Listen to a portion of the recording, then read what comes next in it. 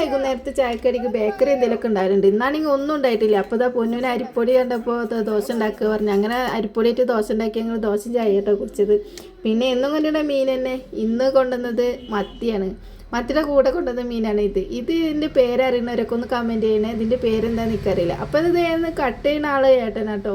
എനിക്കിത് കട്ട് ചെയ്യാൻ വയ്ക്കാത്ത കാരണം ഏട്ടന് കത്തിയൊക്കെ മുറിച്ച് വിട്ടിട്ട് കട്ട് ചെയ്ത് നോക്കി. പക്ഷേ കട്ട് ചെയ്യാൻ വയ്ക്കാത്ത കാരണം ഞങ്ങൾക്ക് എല്ലാത്തിനും ഉപയോഗിക്കുന്ന ഒരു പലക ഉണ്ട്. കട്ടിംഗ് ബോർഡായിട്ടും ഞങ്ങൾ പത്തിരി പരത്താനൊക്കെ ഉപയോഗിക്കണം. ആ പത്തിരിയൊക്കെ പരത്തുന്ന പലകം വെച്ച് കട്ട് ചെയ്തതാണ്.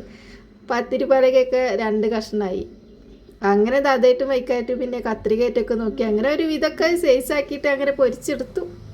അപ്പോൾ ഇതൊക്കെ കഴിഞ്ഞിട്ട് ഇതാ ഏട്ട ഇവിടെ ആദ്യം വന്ന് ചോറിനായിരുന്നു കേട്ടോ മീനൊക്കെ പൊരിച്ചിട്ട്.